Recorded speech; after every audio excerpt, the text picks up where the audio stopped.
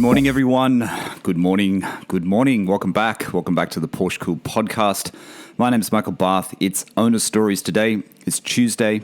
And as I always say, it's not really Tuesday because I'm recording this today on a Saturday. It's a Saturday morning. It's a very cloudy Saturday morning in London. I'm about to fire up the Zoom and get Marco on. And some of you guys might think, hang on, that name's a little bit familiar. Well, it's familiar because Marco has been mentioned in many of the podcasts.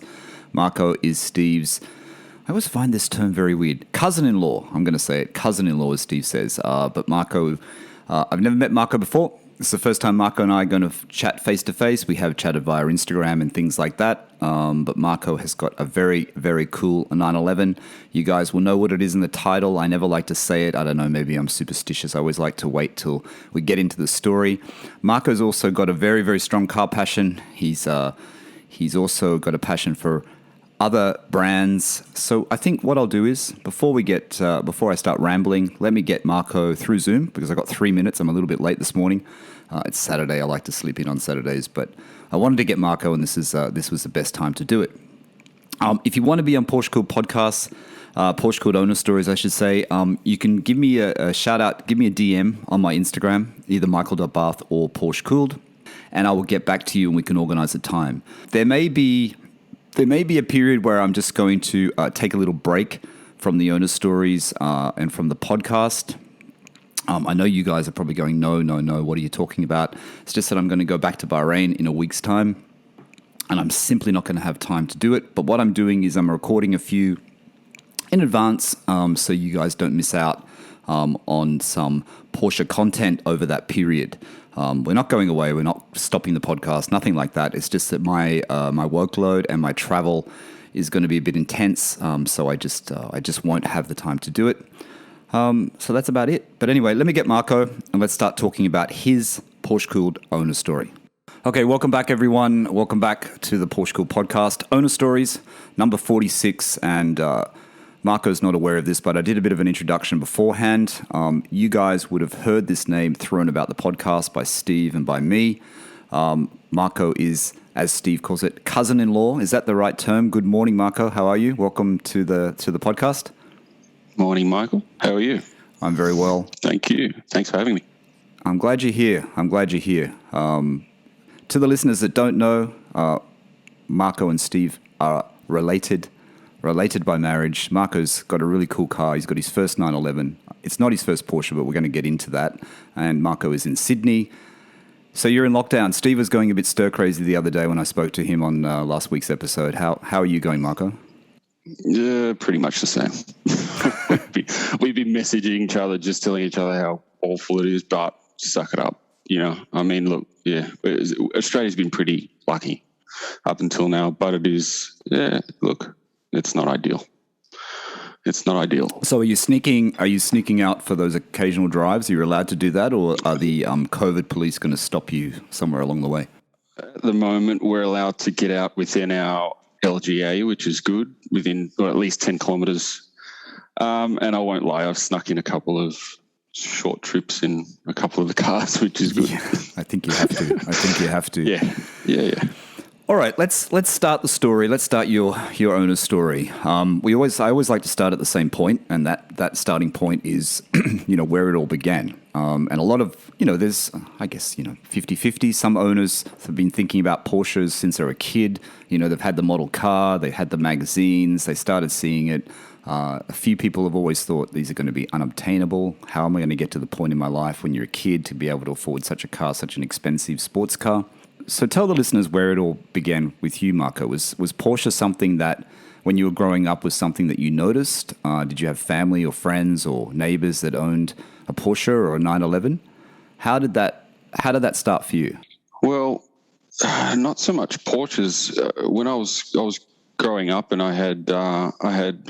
we were in a sort of a dead end street, and I had a couple of little mates there, and one of them had an older brother. And he and his mates were right into cars, and it was more the Aussie sort of generic cars, like your Holdens and your Fords and all that sort of stuff. Yeah. But for years, I just remember them changing cars all the time. So I was always around Aussie cars, and then there was a few sort of Mazda RX-7s around as well, and it was just always around the guys just hanging out, and we were much, much younger than them, but we'd always sort of walk over and just sit with them, and they were pretty good. You know, they'd take us for drives with them every now and then when we asked our parents politely or just quietly maybe snuck away a couple of times. But yeah, that's where it sort of the car thing started from. My dad wasn't really into cars. He had a couple of Valiants really early on, but he wasn't really into cars. Porsche snuck its way into my life probably through Matchbox and model cars. Okay, so that's when you started first becoming aware of it. I think like a lot of us actually like toy cars. We would see it. It was a shape that we knew. I mean, for me, it was a shape that I knew, but I probably didn't know what it was called. You know what I mean? I just thought it was, Yeah. It was this, iconic sort of shaped car that you used to have. I think I had one as well. I distinctively remember there was somebody in the street. I can't remember who it was, but they worked for Qantas. Okay. And we're talking in the 80s. So they worked for Qantas, and Qantas, or many of the airlines, were really good with children. They'd give you a little pack to keep you entertained, so you wouldn't annoy everybody else on the plane. And at this stage, they were giving out little toy cars, and they happened to be Porsches 911. So that was my very first little sort of Matchbox or collectible, and I've still got it to this day. So it's pretty beaten up, but I've kept it to this day, cool. and it's a cabrio, and it's probably not the one that I was always going to chase, but it's what sort of kicked it off. Yeah. I wish I would have kept all my Matchbox cars. I used to get one a week. My mother used to religiously buy me one a week, and this is when they were in boxes. And it's like, I think over the years when I was a kid, I just destroyed them or lost them, and I don't have any of them. And it's one of those things, I spoke to someone else who said they kept their whole Matchbox collection from when they were a kid, and I think they were in their 50s. And it was like, man, I wish I would have done that. Yeah, I was always the one to break them open of their blister packs and just start crashing them around as well. I mean, this thing, I've still got it, but it's a mess. But it's cool that I've still got it. I'm glad I kept it. So I just want to tell the listeners, just to set the scene, Marco's sitting in his garage, and I just saw his car, which we're going to talk about shortly, his Porsche, and he's surrounded by all these model cars as well. So it's a pretty cool place to sit, that's for sure, Marco.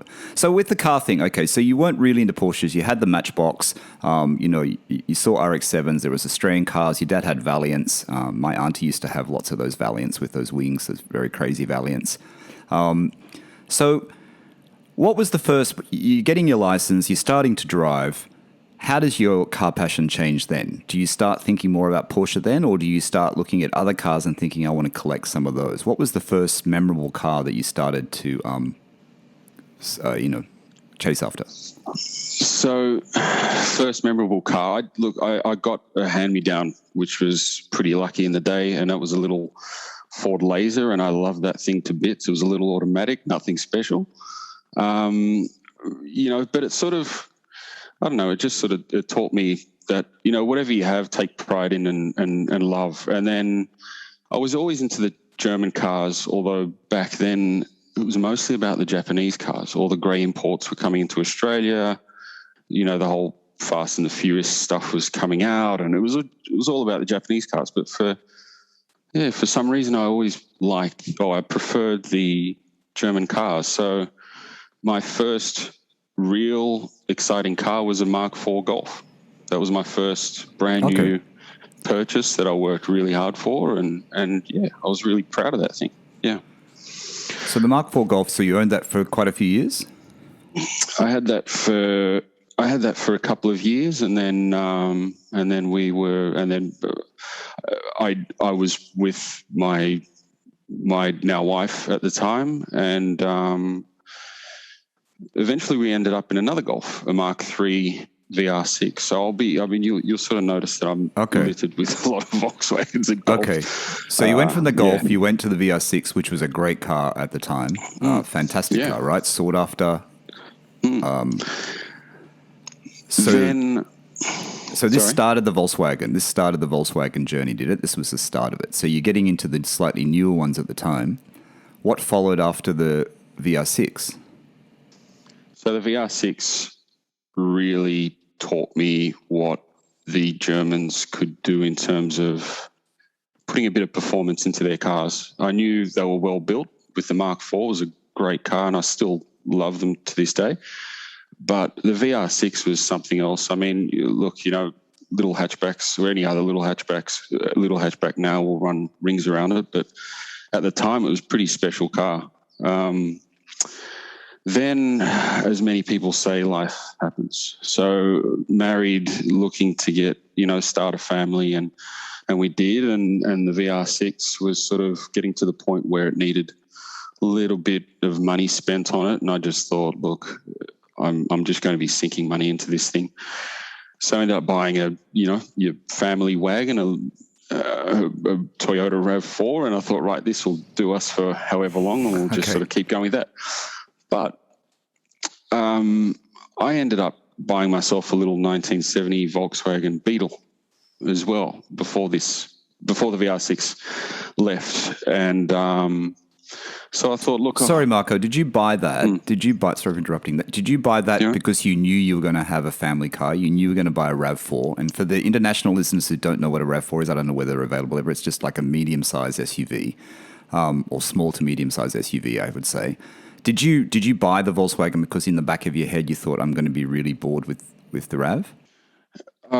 Yes, actually, I probably bought it I bought it just before. I could see the writing on the wall, and you're right.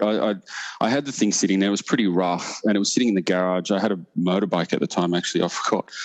And then the RAV4 came along, and I'm sort of, one day it just, we were not far off having our first, and I remember opening the garage and just looking at the Beetle and the motorbike, and I sort of thought, okay, it's either one or the other.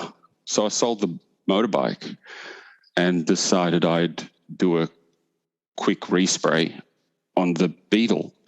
So we're 2 months off having our first, and I thought, I sort of sold it as, look, it'll be a quick respray, and within 4 weeks, not much money, I'll be fine, I'll have my fix and back on the road. So anyway, 18 months later, the car ended up going back to bare metal, brand new interior. So my wife, she's really patient, and that sort of, I think it was that missing piece. VR6 was gone, and I was bored. So I'm thinking, I've got to have something. So that's sort of. How many years ago is that, Marco? How many years ago is that? Because I'm trying to work out what sort of cost you bought this VW at. That was about 14, 15 years ago. Okay, so you got it at the bottom. You bought these at the bottom, right? So you bought them at the right time before everyone started to think about, hey, I want a Beetle. Before Jerry Seinfeld started talking about them and collecting them, and the Seinfeld effect. Yeah, now you probably have listened to the previous owner stories where I had PJ on. PJ's the guy that hosts the Classics of the Clubhouse here in UK. I don't know whether you've listened to that episode. And PJ is a big VW guy. He's got the truck. I don't even know what the names are. The flatbed one, the one with the sides that fold down, and he's got Beetles. Mm-hmm. So what is your Beetle? What year is it? Just tell the listeners about it, because there is a Porsche relationship here. So what was the actual details of your Beetle? What year is it? Is it split window? So that was a 1970, which has since gone a long time. But that was a 1970 that sort of started this whole air-cooled Volkswagen love that I'm still into, 15 years later. And I had original Fuchs 944 turbo wheels on it. I just played around with it within period. I sort of thought, if I'm doing anything to this car, I really want to make it look like somebody, back in the day would have just sort of taken bits off a Porsche and thrown them on that and just made it sort of look good. So was it more hot rod? Was it more lowered? Was it more still classic with a slight edge? It was lowered. Yeah, it was lowered. It was lowered. More hot rod, and I ended up building a decent size engine for it as well, which was something that I always wanted to do, and that engine is still with me as well in another car now. Yeah. All right, so you spent 18 months this car took about a year and a half to restore. So you have that car. You said you got rid of that car, but you said you still have the engine. So tell the listeners. So what did you actually do? You sold the car with a different engine. What did you do there? Yes. So I still had the car. Family was getting a little bigger, and I thought, look, I've always wanted a combi. And I'm into my commercial vehicles, which is much like PJ, is it PJ? Yeah, PJ. Yeah. He's got a single cab split screen. I've got a dual cab bay window, which is a later model. Anyway, I ended up having the Beetle and a combi at the same time. Okay. Again, my wife's very patient. I was going to say she is. She is.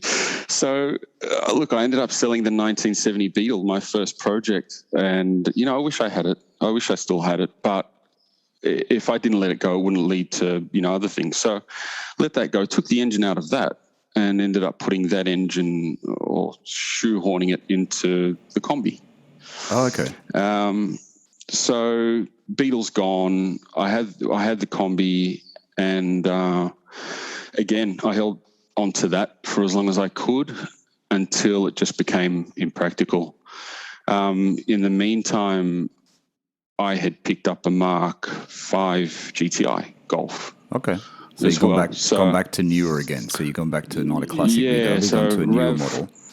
RAV4's gone, and I've now got a Mark V GTI as well as the dual cab combi.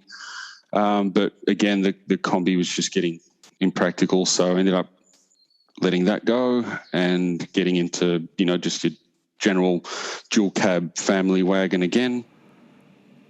So, sorry, Marco, did the dual cab combi work as a family car? It did for me. But nobody else liked it. It was just why? Because it was too old, or it was just lowered. Noisy. Well, it's just lowered. It was noisy. It was lowered. It smells of fuel and vinyl and all the good things that I love. Yes, but, yeah. The family didn't quite like it. It was more. I mean, I was driving it every day for work. I'd use the thing every day because I just loved it. But it did get to the point where it was reliable then. Somewhat. I was under it every weekend, giving it love, and the engine was that same engine that I had built, but it's a modified engine, so it's not sort of meant to be cruising around Sydney every single day, and you just got to stay on top of it. But it was everything I loved about it as a weekend toy, I started to hate about it as a weekday car. And that's where the two clash. And I sort of, I sort of said, okay, well, take a step back. I've had my fun. Take a step back again. All right. So you've got this air-cooled passion. It doesn't seem to be going away. You sell the combi. You've got the GTI Mark IV, right? Did you say Mark IV or Mark V? That was a Mark V. Mark V. GTI. So you got the GTI. Do you so then you go back into just normal family type cars again? Is that where you go? Yes. I mean, we had the Mark V GTI for a little while, as well as the dual cab I replaced the combi with. Then enter Mark VII GTI. Okay. So Mark V GTI we said goodbye to, and Mark VII GTI came in, and another great car. So we had. I was pretty happy. We sort of got into a bit of family camping as well, which the four-wheel drive dual cab we had at the time worked quite well, and it was all bases covered, but without an air cooled for a while. Okay. For a while. All right. So let's. Sorry. Go ahead. Then, I'm cap in hand on my knees in the kitchen saying, please, please, please, can I get something again? Yeah. I ended up finding another single cab ute and, sort of started to work on that. And as so many older German air-cooled cars, it had a fair few issues, and I sort of started to chip away at them, but I thought, look, I don't have time for this, and I don't want to be sinking money into something like this when, I've got other things that I've still got to tick, in terms of, the home and renovations and everything else going on in life. Yes. And then when I thought the hole I was in wasn't deep enough, I got in contact with the guy that bought my dual cab 6 years earlier. Okay. And it turned out that he was now wanting to get rid of it because of a growing family, and I ended up going to pick it up with the dual cab I had swapped it for 6 years later on a car trailer. Was this recently, Marco? How long ago was this when you... This was probably 3 or 4 years ago. So I've had her again for 3 or 4 years. Yeah, I was going to say, this is the one on your Instagram, right? So you still have it. The white one, yeah. Yeah, this is what I was thinking when you sold it. I've now got her back, yeah. Okay, you've got it back. And your wife was cool with that? She didn't think you were losing your mind? She was, because you know what the funny thing is? Kids grew up and they both remember, and you sort of look back at it, and it's in a few of the photos, and when you're having a picnic in the park and all this, and it's a weird thing, right? And all of a sudden they sort of started to really want it back, and I thought, okay, well, this is a good thing. So I get the dual cab back with the same engine, with the engine that I'd built. Perfect. Completely untouched. All he had done really was just fix the rust, which was a good thing. But the market had moved by then quite significantly. So, but I was okay with that. I was okay because of all the time and effort and money I had already invested in this car years earlier. I thought, I'm getting all of that back. It was, man calculations happening. Yeah. But the memory side of it, I think the memory side of it is important, like you said, with your kids. And I remember PJ, and I see similarities here between yours and PJ's story. I mean, PJ telling me during COVID lockdown, they would go out to the combi and watch movies in the back, the kids, and his kids would love that car, you know what I mean? And they love the Beetle. It's like this thing with kids when you're growing up. And there's something that kids just love about Volkswagens, I think, especially classic Beetles and combis, isn't it? There's something about them, because I don't know whether they look like toys or what it is, but there's something about them. It's a funny thing, because you're so many cars out there, but yet, and they're so old, everybody sort of knows what they are, even if they're not into cars. Everybody, I'll stop to get some fuel, and guaranteed there's somebody that will come up to me and want to have a chat about somebody they knew that had one, or they had one when they were, even just sitting at traffic lights. It's pretty cool, which is why I'm into them as well. It's like owning a Ferrari. It's almost the same thing. It's the aura. Well, yeah, sort of. Not really. All right. Okay. So you still got this one. You've got it. It's in your garage. You got that air-cooled Passion. What comes next? Does a Porsche come next? Because the 911 isn't your first Porsche. I don't think it was your first Porsche, because you have a family Porsche, so to speak. What came next on the lead up to the 911? So this is, sorry, I just realized how many cars I've been playing around with in my life. So now I've got the dual cab, a single cab. I wanted to have one of each. I ended up selling that because it was part of the deal. Yeah. Get the dual cab back, sell the single cab, which was fine. In terms of our family sort of run around, we're now in a BMW 135i. Okay. Which I loved and still really, really love. To me, that's the prettiest shape that BM has ever put out, I think. Anyway, that and the 2002, my two favorite cars. Yeah. In the BM range. So, we had that as the family car. Mark 7 Golf GTI is now gone. And I've now acquired another Volkswagen Beetle. So it's sort of starting to grow. That little air-cooled rash is starting to make its way in again. And so I was pretty happy. So what year is the Beetle, Marco? What's the Beetle? This is a completely different one. So the first one I built is now long gone. I haven't seen it again. This one's a 1961. 1 year only. I'm not going to sort of get into that whole side of things, but it's a 1961. So much earlier. Yeah. And I quite prefer the shape of the earlier one. So it's just really clean with a whopping 36 horsepower engine. Wow. So, crazy. Oh, yeah. Makes the 912 look fast. It makes a shopping trolley look fast. All right. So, VW. So at the moment you've got the Combi and you've got the Beetle, correct? Beetle. Is there any other VWs? Yeah. That's it. At the moment, I've got another 3. You got another 3 in waiting? Yes, another 3 Beetles. In waiting. Yeah. In waiting. What does that mean? In waiting. Well, they just needed a little bit of love. They've been sitting. They're country cars, so they're pretty clean. Yeah. They just need a little love. They need a few bits and bobs in the engine bay, and I'm sure I can get them running again. So more electrical sort of stuff. So you do the work yourself, or you do some of the work yourself, and you get other people to do some of the work? How does that all pan out? Do as much of it as I can. I don't like if it's a car that I'll be using with the family. I've just got this thing about not touching brakes or steering. Okay. So they're the 2 things that I always send my cars away for.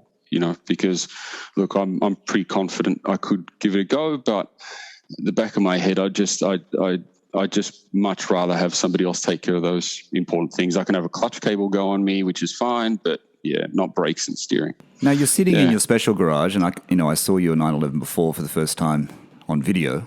Where are all these Volkswagens housed? Are they housed in your house, in your garden? If I told you, I'd have to kill you, Michael. No, they look. I've sort of got them scattered. Okay. Covered, where I can. But the older ones now are in the front yard. So, and I mean, they're covered, but yeah, they're sort of in the front yard. So this is something you're sharing, this passion with the VWs, because I mean, I'll bring it into the story because, I know the other side of it. Your father-in-law still got Volkswagens, right? He's still got his Beetle? Yeah.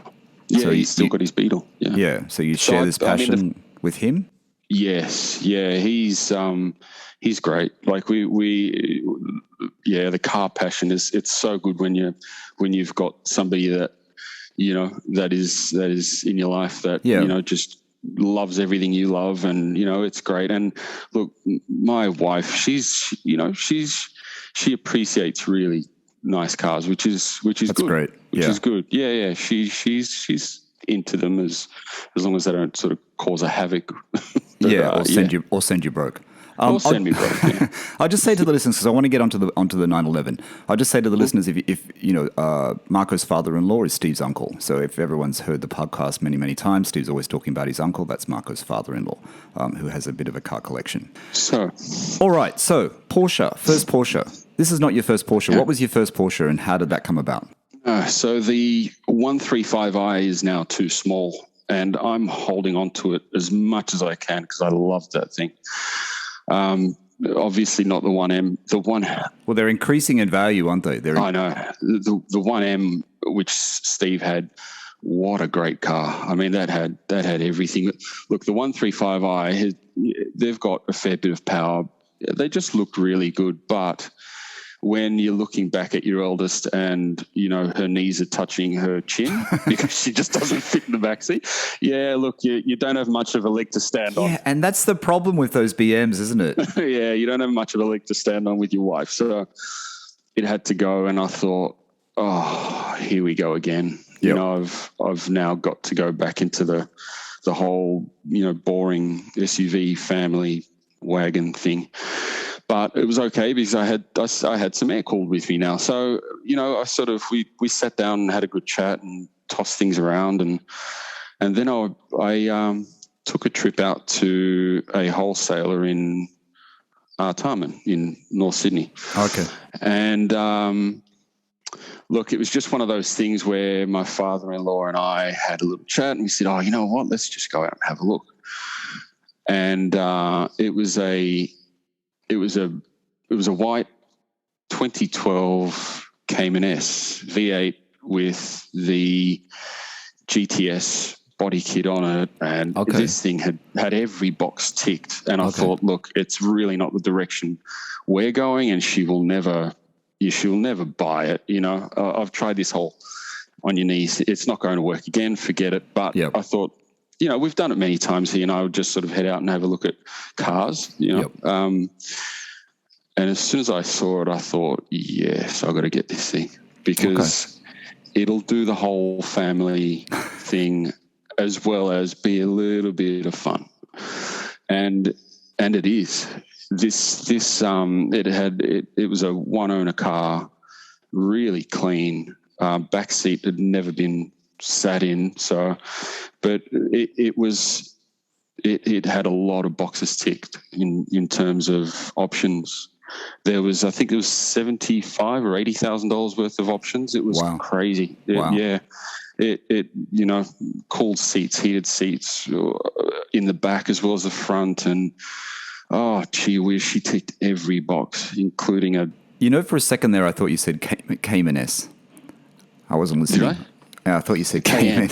Oh, sorry. No, I thought you said. That's what I was thinking, and I thought I know you meant Cayenne. So Cayenne. Sorry, Cayenne. No, it was a Cayenne. Geez, it would be good with a Cayman S with a V8. Yeah, bring it on. No, it was a Cayenne S. Sorry. Yeah. So plenty of room, and I thought, wow, winner. Okay. And I got in it, and I had this little goal for myself, and I sort of started family early and got married early, and I thought, look, just push on, and I'd love to own a Porsche before I hit 40. Yep. And the Porsche I always thought I'd be getting would be an early 80s Porsche, because back then they were 25, 30K. And I mean, we all know what's happened to those now. Yes. So in my mind, that's what I was getting. And it was always going to be it was going to be a car that I'd work on. And, but no, my first Porsche was a Cayenne S, which is good, awesome. Yeah, it's great. And you've still got that car today, right? You're still driving that car. You're still using it. Yeah. That's our family wagon. Yeah. So the Cayenne S, did that start? That kept the Porsche in your mind, right? It kept it at the front of your mind that you still want a 911. You still want to start searching for a 911. Now, when did you start searching? Was it this year? Because I remember Steve mentioned it to me, and I don't think that the one you bought, the 996 that you bought, was what you were originally looking for, was it? So when did you first start looking for a 911 where you thought, okay, I'm going to talk to my wife, who's very understanding, and I'm going to start looking for a 911? When did that happen? That happened probably mid last year. I got to the point where I was thinking, right, I've just got to, at some point, you've just got to give it a go and just dive in. I mean, that's the way I think. I just sort of go for it first and deal with it later.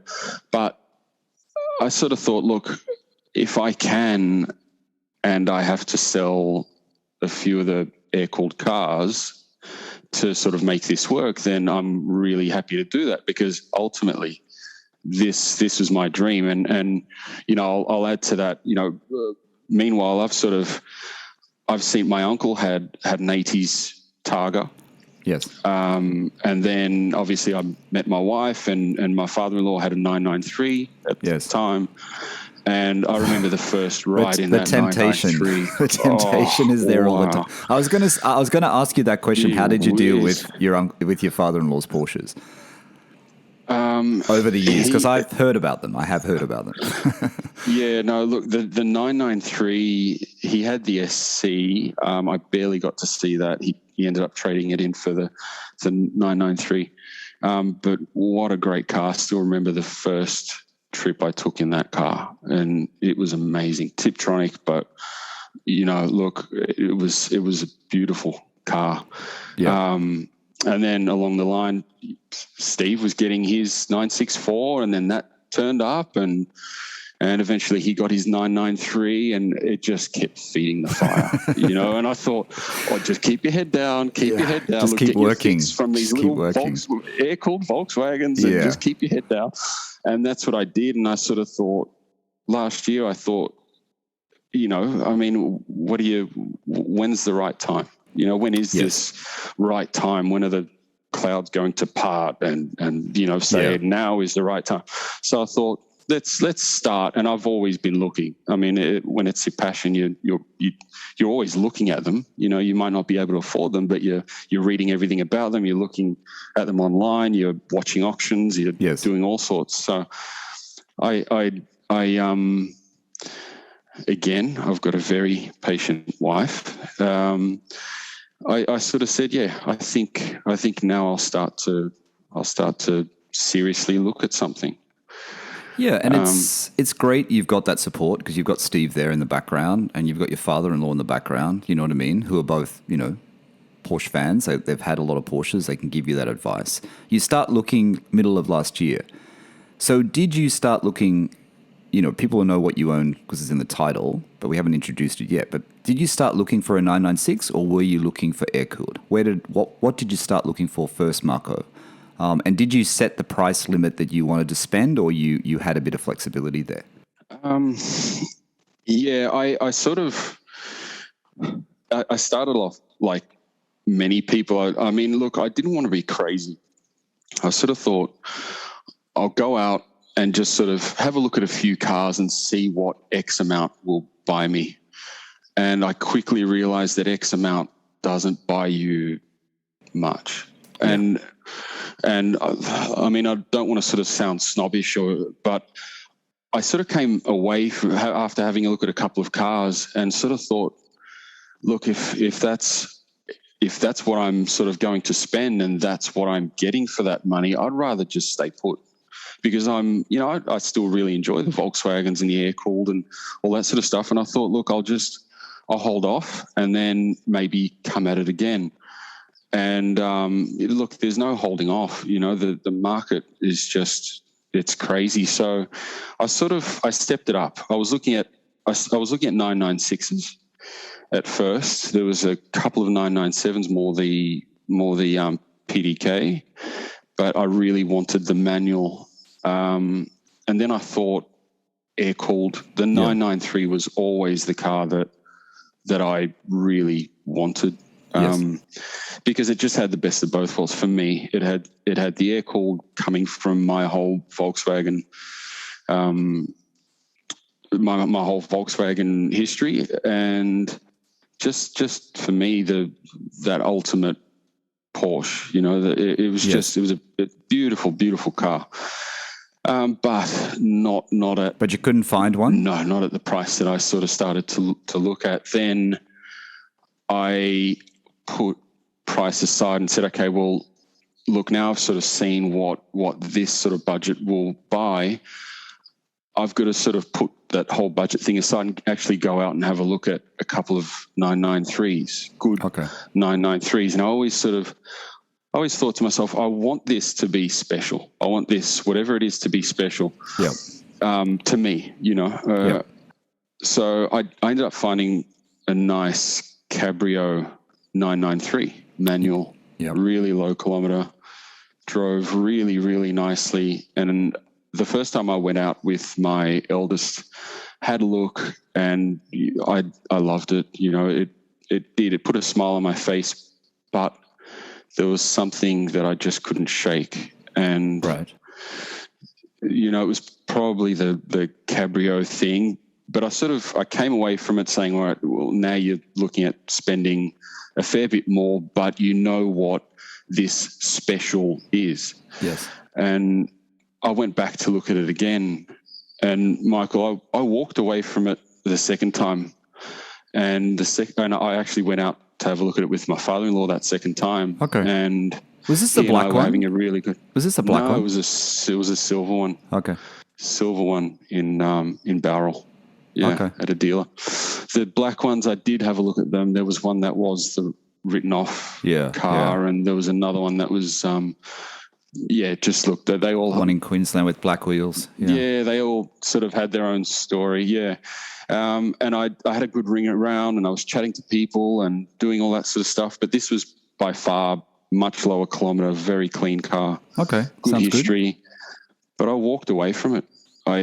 Because again, there was something that, and he and I were having a good chat on the way home, and I sort of said, look, if I can walk away from it, then it's not the one, because you know when you look at this thing that, yes, look, you know what, I'll cash all my chips in and this is what I'm going for.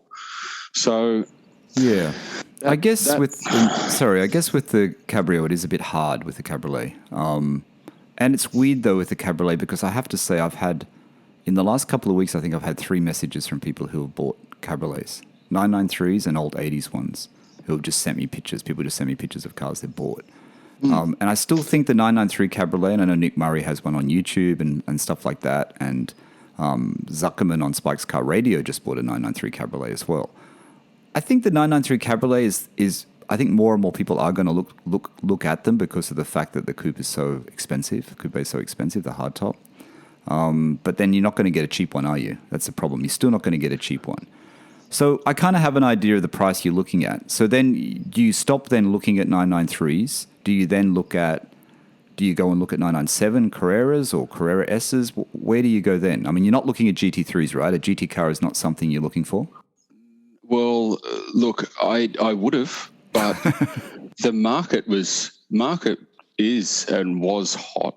So if it's a good car, it won't last long. I came away from that car, and I mean, I look at it, and I've still got pictures of it the day I went out to look, and it's still such a nice car, and the Cabrio. I mean, nothing wrong with it, but for me, it just wasn't something that I was looking for. So I sat back, and a week went by, and a yellow 996 turbo popped up at Lorbeck. Yep. But it was Tiptronic. Yep. And I thought, as soon as I saw it, I thought, wow, look at that. And I actually sent them a message, and it was weird because the car, as soon as it popped up, it was gone again. Right. And I got a message saying it was pretty much sold, and which I found really weird. So that was gone. I thought, look, I was looking at 996 turbos at this stage as well. Yep. But there weren't any on. There were a few on the market, but there weren't any that were just making me take that step forward. Okay. Whether it was color that I didn't quite like, or the kilometers, or for whatever reason. And then my car popped up, and I sat there and I sort of looked at it. More for budget, it was right up there by this stage. Pardon me. And meanwhile, like I said, this automatic popped up and disappeared, and I thought, I have to pull my finger out. I've got to go and have a look at this thing. You have to be quick. But you were lucky, right? It was local, wasn't it? This car was a local car. It was local. So I didn't wait for a perfect sunny day weekend where I could sort of mosey on out there. I sort of said, if I want this car, if I want to at least have a look at this car, I've got to make it happen. So it was during the week. It was hard, other end of the city, but you make it work when when it's something that you want. You sort of make it work. Exactly. And to add to that, Marco, I've spoken to other people in Sydney who have been on Owner Stories, and they noticed that car. People saw this car and thought it was a great car. You know what I mean? And they noticed that it went quickly. It did actually sell quickly. And I think if you didn't scoop it up, someone else would have very quickly, because it's a very good example, and I want to get into that. So you went and looked at this car. Tell the listeners what you went and looked at, and what you eventually purchased. Okay, so I went to look at my now 2000 996 turbo in speed yellow. I remember turning up. It was, like I said, it was during the week. I had to take time off work and just sort of make it happen. And the owner, he was a bit of a collector. He had a few cars, but he pulled the cover off it, and I got that feeling. Yeah. As soon as I saw the cover come off it, and I saw the paint, and I saw the wheels, and the cover was just slowly coming off it. And I thought, just hold yourself together, because you can't, poker face time. You can't sort of, let him know that you want it too much. But wow, I was not walking away from this car. There was no way I was walking away. Okay, he pulls the cover off. He's got a collection. This guy knows about pricing. He knows about prices. How do you go about it then, Marco? Do you do you think, okay, I know I can't screw this guy down. I know I can't get the price down too much because I'm going to miss out. Do you give him an offer, or do you know that you're probably going to have to buy it at the asking price? To be honest, I sort of settled out. Once I stood back and looked at it, I sort of said, okay, well, have a really good look now, right? Just don't let the shiny paint get to you. Have a really good look at this car. And I sort of crawled under it, had a really good look at it. And I convinced him to take it for a drive. Now, I didn't want to drive it, but I asked if he was okay to take me for a drive. And that's when it was signed and sealed that this car was amazing and I had to have it. Now, by the time I got back, my father-in-law was with me again. By the time I got back, he had poker face, but I didn't, because this car was the car. I wanted it. So I was quite happy to just give him every cent and just walk away, because this car was just my absolute dream car. So your father-in-law was with you when you did the deal, when you decided you're going to buy it? Yes. And because I've heard from Steve that, your father-in-law, his uncle, is quite a good negotiator. Is that correct?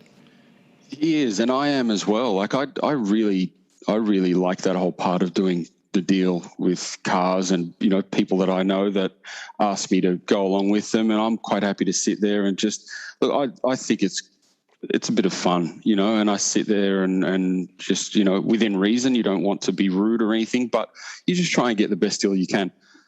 So I think he could see that I was quite happy to pay asking price, but I threw a price at it, and then he sort of stepped in when was needed, and right. We settled on a pretty good price pending PPI. Okay, so you did a PPI. So you give the guy an offer, you give him a deposit on the spot, because a lot of listeners like to know the process here, how you do it, right? A lot of people don't know how you do it. So did you give him an offer? It's reasonable.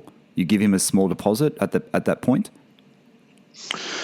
Yes, I did. I gave him a deposit to secure it, because I thought, no, you hear too many horror stories of walking away, gets a bigger offer, sells it to somebody else. So I thought, okay, no, he sent some paperwork through. I sent through a deposit, all pending PPI, and the guy selling it was a great guy, really nice Fantastic guy, really easy to deal with. Happy to take it over to the other side of Sydney to get it checked for me. He was great, and he's a. Yeah, I mean, I'd still chat to him now, and that's good. Messi. He's got great cars, and he's in the car scene and everything. So, as we always say, that's the best part of buying a Porsche or buying a car, isn't it? It's the story that comes with it. It's the person you buy it off. If you like that person, then that story just grows. So, where do you get the PPI done? Do you go to Autohouse, or do you go to somewhere else in Sydney? Well, at first I rang Porsche Centre Willoughby, because through the KNS, I've the history of that, it was purchased at Porsche Centre Willoughby, and I've always serviced it there. So I sort of had a bit of a relationship going with their service department. I thought, look, I'll give them a ring, see if they can fit me in, purely just to sort of see if, since I did know them, they'd sort of get me in sooner. But turns out they don't do the PPIs anymore. And he sort of went on to explain that, look, it just wasn't worth it for them. And obviously the next shop I thought of was Autohouse, because they have seen the Cayenne as well. So sent it to Autohouse, and they carried out the PPI. So how was the list? I mean, we always know these PPI lists. There's a lot of things on there that you can't get too stressed about. There's maintenance things that you would definitely have to do, because it's not a new car. Were there any major things on that list that you had to take more consideration for, where you had to think about the car a little bit more? I mean, we all know with the turbo, the rear wing is problematic on that 996. I mean, it's kind of well documented. Were there any major issues that made you think twice about going forward with the deal? Well, to be honest, it was the first PPI I've ever done. I'm usually pretty cluey and sort of like to back myself and have a look at a car myself and do the whole car history thing online and make sure it wasn't stolen or written off and all that sort of stuff. But this was a pretty big purchase, and I sort of thought, look, I get a good feeling. The seller's really good. But I've got to get a PPI. So being my first PPI, I get a list and everything looks bad. It's just this initial shock, and I had to read through it, and I just put it down. I had a cup of tea, and I settled down, and I sort of thought, okay, now let's revisit it. And again, I mean, lucky enough, I've been playing around with cars for long enough that I can I was able to then go through it again and just start to pull things out and say, well, no. Things just didn't really need to be done, but they did a great job because they went through it with a fine-tooth comb and pointed absolutely everything out, which was fantastic. But look, in the end, just like it's a 21-year-old car. It's had a few owners, but still really low kilometres, 46,000 kilometres on it. How much was on it when you bought it, Marco? 46,000, or was that when you bought it, or now it's got 46,000? I think now it's got 46,000. So it's very low. That's pretty bad. I don't even. Yeah. yeah. It's pretty. Look, I've probably put 1,000 or 2,000 kilometers on it. Yeah. And you're talking about. Let's just tell the listeners again. It's a 2000 996 turbo in speed yellow, which is the best color in that speed yellow. We're talking about that in the turbo. I think we're talking about that before. That and silver, I still think are the best two colors. And it's got super low kilometers, and it's not a Tiptronic. And a lot of turbos were Tiptronic, right? A lot of people didn't spec them in manual. It was a common thing to spec them in Tiptronic just because of the people that were buying them. So you get this done. So is there anything... So do you go back to the seller and try and get a little bit more off the price, or you're happy to go forward after that? No, I was. Look, I could see that he was pretty fair. We sort of just laid it all out, and that's the way I sort of deal with, when I'm buying or selling cars. I sort of said to him, look, I know that a PPI will give me a whole list of things because that's what they're getting paid for. He was honest. He told me about the wing. He told me about there was another couple of smaller things as well. And I said to him, look, we know, or you've been honest enough to tell me these major things. And look, I could sense that he was more than happy to take it to a specialist for a PPI. Okay. He just didn't want me to get scared off by a PPI. And I reassured him. I said, look, I'm expecting a list. But as long as there's nothing in there that's catastrophic, it's fine. We're not talking about price anymore. The deal's done. We sort of walk away and we're both happy. Yeah, so you're ready to do the deal. I remember speaking to Steve about this, and he was saying that you were looking at a car, and I remember saying, is it that yellow one? Because I saw it come up, and I thought it was, the 996 Turbo, the best one that's come up in a long time. And I know Steve's friend was looking at one in Melbourne that he almost bought, which was that silver one, which didn't look that bad either. I think that had 40-odd thousand kilometers as well. It was quite low. Mm-hmm. And I think they're the best, even to this day, I think they're still the best at your car, and that silver one are the best two turbos that have come up. And they were both in the higher end. They weren't in the lower end, as we know. I remember the silver one. Yeah, and the silver one was quite good. So now you've done the deal. You pay the cash over. Do you pick the car up from the guy, or do you just send it straight to Auto House and get them to rectify a few things first? No. So he actually left the car with Auto House, because as soon as I got the list from them, read over it, the next morning I rang him up and said, we're good to go. The car's perfect. I'll take it. So it was just a transaction really. So Auto House were good enough to hold on to the car for me because they were much closer for me to pick the car up, and until all funds were cleared, and I just picked the car up from Auto House. Okay, on Marco. a busy afternoon. Let's talk about that. We'll jump to that in a second. But just tell the listeners quickly, what options came with your car? Do you know, did you have the sticker under, Steve says the sticker's not under the hood anymore, but do you know exactly what options it came with? Just tell the listeners exactly what it was spec with from the factory, if you know. The sticker is still under there, but it because it was an early car, I don't know how much of an option list they had, but it had the, your aluminium gear lever, handbrake, little highlights, and it had a early sat nav as well. But and it had the comfort leather so the softer leather. Oh, right. Yeah. But the standard sport seats or comfort seats. Okay. Not the bucket type seats. So in terms of options, it had, very simple sort of options on it from factory. Yeah, but I think, and I probably should have said this, I mean, in Australia, I think that the turbo was always highly optioned anyway, wasn't it? It was a highly spec'd car in general, because being at the top of the price range of the variants, the top of the range, because it has leather dash and everything, right? It's like extended leather, which I think comes standard in that, doesn't it? Yeah, I think they're all. Yeah, I think they've all got the extended leather. I think you're right. Look, you could probably get bucket seats in them, and look, I'm sure there are people out there that are sort of saying, no, you can get plenty more than that. But it's got enough in there for me. Let's say I wouldn't mind the bucket seats, but the leather, I quite like the softer leather. It's really comfortable. It's beautiful leather. Yeah, it's nice, that leather. It's like is that ruffled sort of leather seats, is yes. it? Yeah, yes. I think that works really well in that car. And that was always that feature of the turbo that looked better than the plain 996s. It really did look a lot better. It doesn't, I mean, look, I don't think it cracks as easy. It's just, it's aged quite well. It's really, really good. Yeah. Yeah. So really let's go. good. Yeah, no, Steve said your interior was really good. He actually made the point to me that it looked really cool.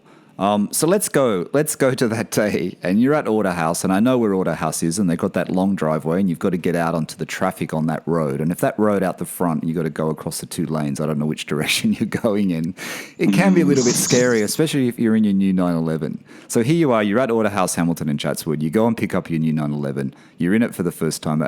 Did you pick it up alone or with your wife? And then you drive it out. How was the feeling when you drove that car off out of Autohouse's garage there? Was out of body. It wasn't ideal because, again, it was afternoon, peak hour. It looked like it was going to rain. It was just one of those days where you think, gee, I don't want to be picking up your dream car in this sort of weather. You got all those speed bumps going down there. Oh, wow. So sitting in peak hour traffic, but I loved every second of it. It was so good. It was so good. It was. I got it home. And then the family came out, and we just stood there and just looked at it. And then they went inside, and I just stood there and looked at it. So the kids love it. It was just so special. Oh, they love it. Yeah, they love it, and my wife as well. Yeah, it's and look, she knows how much this car means to me. This milestone, and especially that car, this type of car. It's a really special car. Yeah. Yeah, and you've had that passion for a long time. You've had that air-cooled passion, that German car thing, and now you've got, what I think is one of the pinnacle of all 911s. Do you know what I mean? The turbo is the pinnacle, and especially in the 996, the 996 and the 997, because of the mezger engine. That's why it is such a special model, don't you think? And it's a very collectible model, and it's, and it's not about money, it's about how it makes you feel. It's the experience, Marco, but we all know that this model will appreciate in years to come. It is going to be one special car, that's for sure. It is a special car now, but it's an investment, that's for sure. Yeah, just thinking back, I mean, my Mark IV, which was my first ever, sort of real nice car, was a 98 model. And this is a 2000. And I remember then these Porsches, and I was so against the water cooled like everybody else, and I was, oh no, they've ruined it and all this sort of stuff. But look, it's history now. It's a classic. And I remember when they introduced the turbo and they first arrived, and you see the wide body, but then you're looking at the air dams. You're looking for those air dams on the side of the car. And you say, yes, that's a turbo. That's a turbo. And I always remember that. C4s look fantastic, but whenever you sort of see one drive past, you're always looking for those air dams. And as soon as you saw those, you thought, that thing's means business. Exactly. So the previous owner, had he done anything to the car that you weren't that keen on? Added any options that you've removed or you've tweaked, or was it pretty much standard? No, so he didn't have it for long. He only had it for a few months, and he just, I think he was just sort of selling things off here and there and purchasing and selling. And look, other cars that he had in his collection were a little different, more the Aussie muscle cars. And he had this and he didn't drive it much at all. So he didn't have it for long. But the car, somewhere along the line, it was over in WA for most of its life. So, sorry, backtracking. It was purchased here at Scuds, which is now Porsche Centre Willoughby, as new or from new. And after that second owner, it went straight over to WA and spent most of its life there. And somewhere along the line, there have been little bits added. And sports exhaust, I'm still yet to work out which sports exhaust it has on it. Sounds fantastic. Okay, well, that's good. It's good that it's got an exhaust. That helps. It's got some intercooler piping that's been changed over. It's got the JIC suspension. So somebody spent a fair bit of money on it. And look, to be honest, to answer your question, there's really nothing I'd change because the car handles really well. It sounds really good. And somebody's also put yellow seatbelts in it, which is pretty cool. Yeah, the seatbelts are cool. It's a small thing, but just these little things. And look, to me, it hasn't been overdone. Everything that's been done would be what I would be adding to it anyway, which is really good. So tell me about the rear spoiler, because it's got a carbon rear spoiler, hasn't it? It doesn't have the stock color-coded rear spoiler. And I know a few people do this to the 996 Turbo. Just tell the listeners what's that all about. Why did the guy change the spoiler, you think? So the spoiler's a known issue. The hydraulics you give up. And, I've read many reports on forums and posts where people sort of say, look, you take it in and get it fixed. Within a couple of years, it could happen again. So it's a known sort of issue. Somewhere along the line, somebody sort of said, look, bugger this, I'm not spending any money on it. And they actually changed. The hydraulics are still in there, but what they did was they changed the wing to a 997 turbo wing, carbon fiber, so it's wider. It sits really, really well. I love the look of it. It's just, Michael, it's one of those things where when I first went to look at the car, it just looked like it belonged. Anyway, in my eyes anyway. I just thought it looks really good as it is. And since then I've delved into looking at fixing it, and RenKit's actually got a really good solution for it, which is an electric drive for the wing. Yes. And I looked into that, but I'm not a fan of the wing when it's up. I don't like the look of the turbo wing up. I don't know, it's a weird thing. So, and I think that's a common problem, not on just 996s, it's 997s as well, isn't it? Sevens as well. On, it's on all of system. them. But the gentleman that sold it to you, he had the original wing, so you still have the original wing if you ever want to put that back on. Yes, yeah. Okay, well, that's good. I've still got the original wing and the original exhaust as well, which is good. Fantastic. Yeah, so I've got a few bits which are good if I ever want to. You know what? I really like the contrast of the carbon. I think when I first saw it, and I might have mentioned to Steve that I wasn't so sure about it, but now I've seen it more. I do really, in images, I do actually really like the carbon. Is that tempting you then, Marco? Are you going to get Steve's bug? Is that tempting you to get more carbon for the interior because now you've got that carbon wing on the outside? We always talk about leather parts and carbon. Is that something you're going to go down that slippery slope? Ship sailed. You've done it already? No, I'm looking for a center console. I'm looking for a center console, not in carbon because that's a lot of money, but Steve actually had a couple of pieces that have been dipped, which I actually haven't seen them yet, but I've seen plenty of photos and they look really good, and he thinks they look really good as well. So I will be adding some carbon fiber look and carbon fiber to the interior. Just little hints of it. I don't want to.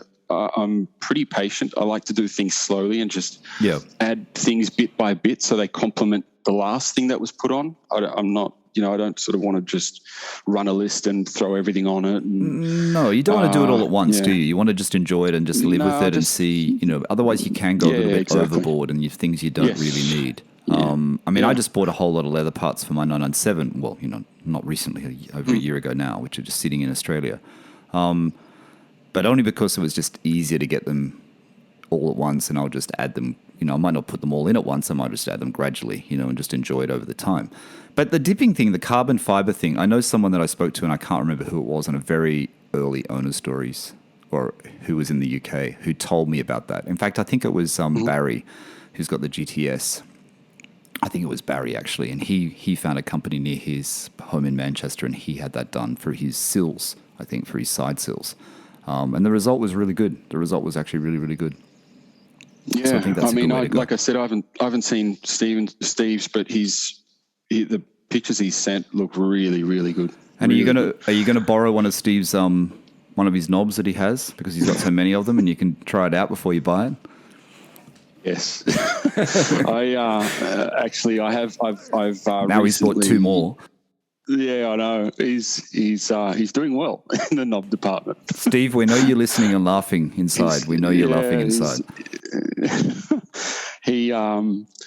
So he's waiting on two more, but I think he's mentioned to you before as well that I was looking at Function First. They've got a nice knob on the bigger side, but I'm sort of looking to add a little bit of yellow into the interior, and there's a couple in their range that look quite good, but look, they're out of stock and all sorts. But slowly, I'll sort of start to add things like that. Yeah. You know what? I saw it the other day, and I don't think I mentioned this to Steve, because I went back onto Latheworks again because to see those wooden ones he was talking about that he bought that was on their Instagram.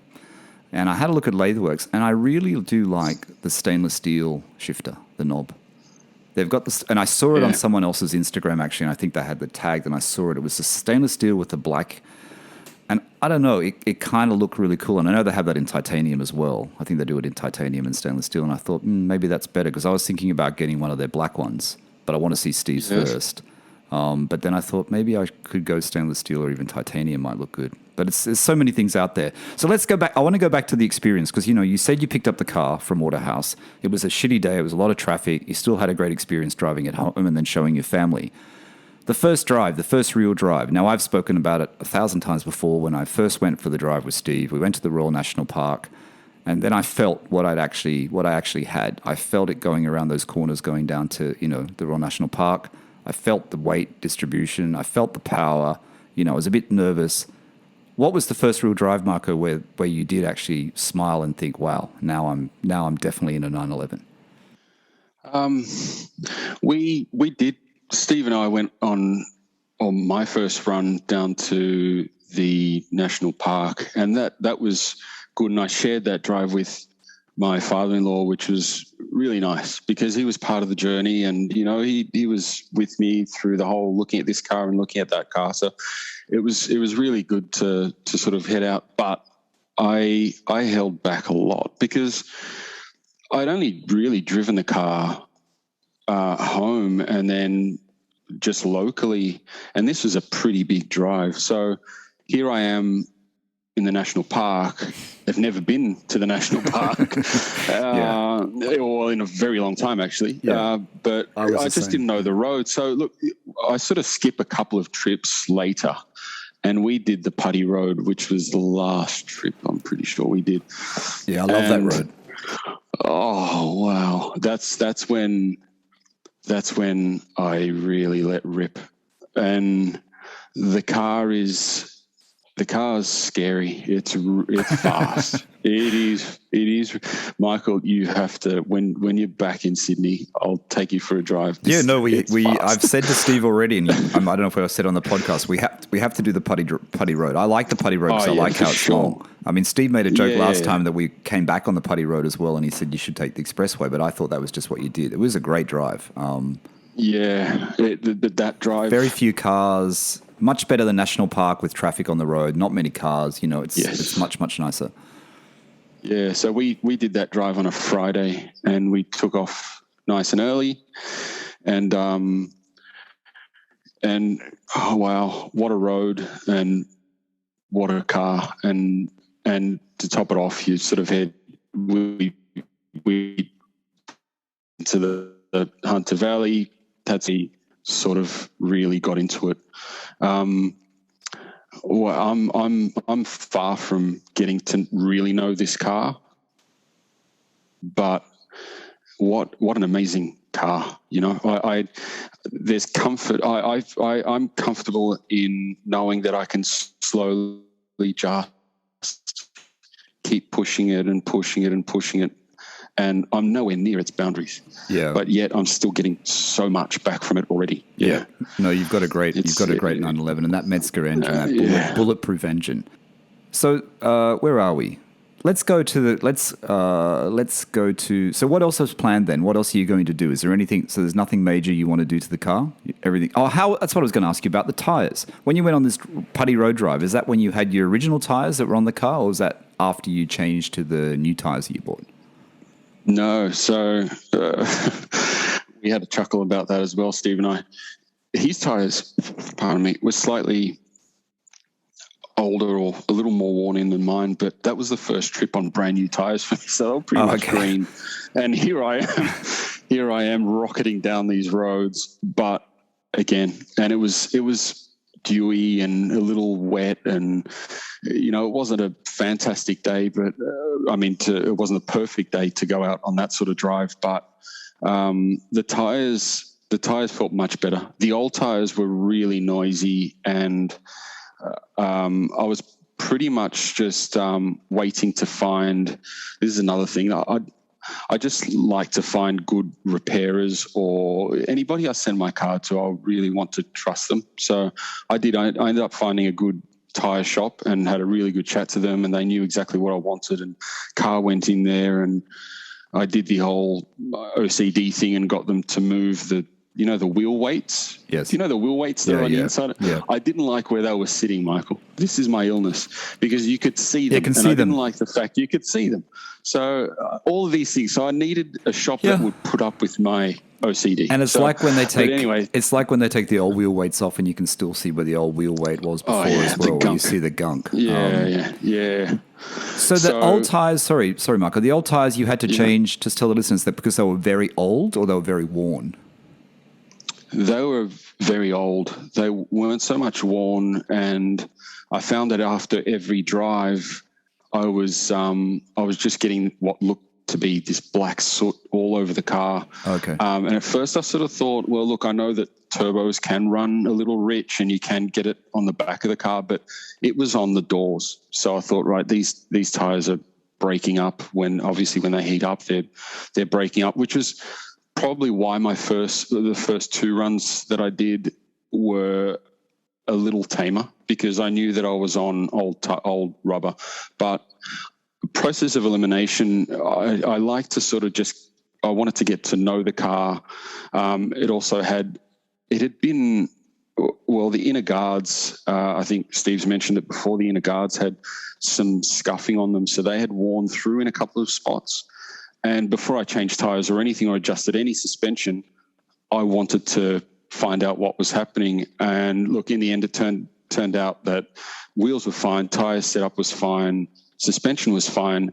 I think somewhere along the line, somebody had bigger wheels on the car. Oh, okay. And the car was too low, and that's what. Oh, okay. So, pull the trigger, get some new tires, which was, long overdue. Sorry, I lost my train of thought. Oh, I thought you were going to say you'd replace the liners. That's what I was waiting for. Oh no, I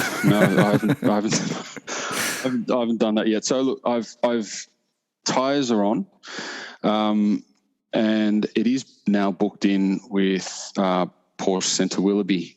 I want to get the car up in the air and just get them to have a look at. There's a few plastics that are missing, and just general things that I want fixed, and I want them to it'll be serviced at the same time while it's there anyway. It'll be serviced, And I want them to just give me a list of what I'm sort of looking at, and slowly I'll just chip away at things, get them replaced. So is there a reason, and I know other people have done this as well, people have bought, when they buy their first 911 or 911, they like to take it to a Porsche dealership and get an actual Porsche dealership to look over it and use their tools, whatever they have, instead of going to an independent. Is that the reason why you're taking it to Willoughby, or is this going to be a regular thing where you get Willoughby to service the car? Look, to be honest, again, it was just, I'd heard that Auto House were quite busy. I thought, look, Porsche Willoughby's going to be busy as well. And again, because I've got the relationship with them, I thought, look, I'll just give them a ring, ask them to, if they can even do this for me, or not, or whether they just want cars in for servicing, or, they don't really want to just look over a car. And I thought, look, I'll get a service done anyway. They'll have a look at it for me. And I just want a list of things that they can see that I need to replace with a dollar sign next to them. Yep, I think that's a good idea. I think that's a good idea. Yeah, so that's booked in. In terms of fun bits, I've now got a Alcantara steering wheel. Oh, cool. And Alcantara gear knob. Oh, cool. Or gear boot. Yeah. Did you get that done locally, or did you order it online? No, I ordered it. I bought it on eBay, and it came all the way from Lithuania. Oh, right. So what is it with Lithuania? So, Lithuania and Porsche parts seem to be very cheap. I don't know where they get them all from, but it's a trend there. So again, really nice guy. It's this thing that, through the Volkswagen community, I've made many, many good friends. And again, I'm finding that, within Porsche as well, you just you get to meet people, and everybody's been really, really good to deal with. So I'm sensing the same. Yeah, it's great community from the Porsche community. Have you been to any? I guess you haven't, right? Have you been to any Cars and Coffee yet? Any of the Porsche Cars and Coffee, the ones that Auto House put on, or the ones that Duck and Whale guy puts on? No, I haven't. No, not with a car. I did pre-purchase. I went out to the Auto House Cars and Coffee, which was great. They had some really, really nice cars there. Yeah, definitely. And I just went out there purely for the photos, and had a bit of fun with the camera and all that sort of stuff. But great cars at these turn-ups, and now with COVID, it's sort of it's all gone. Everything's closed. Okay. Yeah, it's annoying. Yeah. All right, Marco, we're getting to the end. We always like to finish with this question, because the listeners. In fact, someone said to me, a couple of people have said to me, we should compile this as a book. I don't know how we would possibly do that. But driving roads, your favorite roads. You've had your 911 for a little while now, and you've had your Volkswagens as well and your GTIs.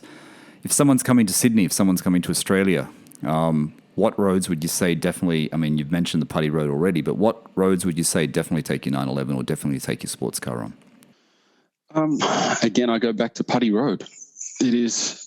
It's a beautiful road. It's got so much to offer, and then heading into the Hunter Valley at the end of it, that's the cherry on top, because it's beautiful. Anybody coming into Sydney, Hunter Valley is beautiful. It's a wine region. It's got so many good restaurants, and hey, you get to have fun in your Porsche on the way there and on the way back.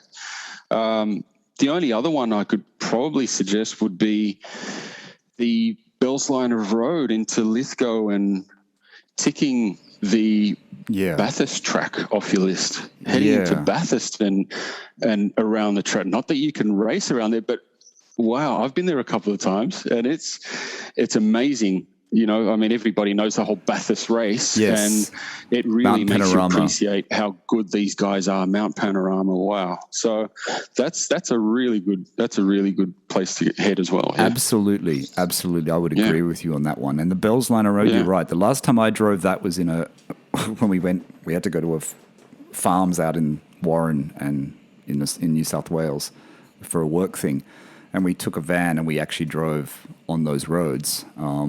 And we went through Bathurst. But I used to live, as a kid, I grew up in a place called Blaney, which is just near Bathurst, till I was 10. And I had fond memories of going to Bathurst and being in a car going around Mount Panorama, just in a car. And I was, as a kid, as a 6-year-old, was like, I can't believe this is open. This is a racetrack. Because I remember seeing it on the TV as a kid, Mount Panorama. And my brothers used to go to Mount Panorama and hang out there and go to the race. And it's like, here you are driving around this track. And I always thought, like what you just said, one day is do that drive, maybe stay overnight. And even if you just go around Mount Panorama slowly, the fact that you're there, get some photos, I think it'd be a great thing to do. Yeah. And I mean, look, the drive through Bellsliner Road and Bilpin and beautiful scenery as well into the back of Lithgow. You enjoy the drive but just, Mount Panorama is pretty special. And the fact that it's open is great. It's and it's a pretty scary road. When you're driving it, you realize how are these guys doing it at speed, because it's a scary road, for sure. It is. But I guess, like you said, Putty Road is a great one for people, and that's one you can do in a day. It's a long drive, isn't it? It's a day. But if you go to Bathurst and you do those ones, that's probably an overnight stay drive for sure. Yeah, you'd get a stay over. Yeah. Make a weekend of it. All right, Marco, we've actually almost done an hour and a half. So there you go. From the beginning, when you said you didn't know how long you're going to talk for, you didn't know how you're going to talk for an hour. We got through it, and I knew we would because you've got a lot of It's all the Volkswagens, Michael. It's all the bloody Volkswagens. No, it's not. It's 30 minutes of V-dubs, and it's an hour and almost an hour of Porsche. So that's good, and there's still a relationship there. Enjoyed it. V-dubs and Porsche have the connection. Marco, fantastic. Yes. I'm glad you came on. I'm sorry I didn't reach out to you and you had to reach out to me. But I like I said at the beginning, I think when we're off recording, I always had this thing with you that we would do one live in Sydney and Steve would be in the background and we'd do something like a little bit like that, which I think we should still do one like that when I come back. I'd like that. Yeah, that'd be pretty cool. Yeah. It was looking like it was going. You just weren't coming back, Michael. So I thought, you know what? Well, bugger this. exactly. I want to have a chat. And even now with the lockdown, it looks like we're definitely not coming back. I think we're definitely going to get shafted, like I said to you before our flight. Marco, thanks so much. Thanks for, I think we'll leave it there, but thanks for coming on Owner Stories. I think you got a great story. I think everyone is going to enjoy, so many listeners are 996 fans. So many people love the 996. I had quite a few 996 owners on the podcast. I haven't had anyone, I always say this, I haven't had anyone from my memory today, which is always a bit blurry lately. I haven't had anyone with the 996 Turbo. Definitely haven't had anyone with a Speed Yellow 996 Turbo, that's for sure. I think you got a great car. I mean, I saw the car when it was advertised. I've seen the pictures you sent me. I just can't wait to see it in real life, so to speak. Yeah, I'll take you for that run, Michael. Sounds good. You'll enjoy it. Yeah, don't drive as fast as Steve, though. He scares me sometimes. I can't. No, he's pretty good. Yeah. He's pretty good. I never know that. I never know Steve's braking points, how he can brake so late. I always find it very, very scary sometimes. Thanks, Marco. Thanks for joining us. Before we go, actually, if you want to go, I'll just say to the listeners, if everyone wants to go and check out Marco's Instagram, he has some great images. His Instagram is at m.porsche.g. That's m.porsche.g. I should have mentioned it earlier. It'll be in the description of this podcast. Make sure you go over and give Marco a follow, say hello, and tell him that you enjoyed his story. Thanks, Marco. Thanks for the chat, Michael. Thanks so much. It was good. Take care. Thank you. Thank you. All right, everyone. Thanks for listening to the PorscheCooled Podcast. That's Marco coming in from Sydney in Australia, my hometown. Marco is a friend. He's Steve's friend. He's Steve's relative. He's got a great car, and he's enjoying not only Porsches, but also his air-cooled passion with the Volkswagens. All right, everyone. Thank you for listening to the PorscheCooled Podcast. That's it for today. Bye for now.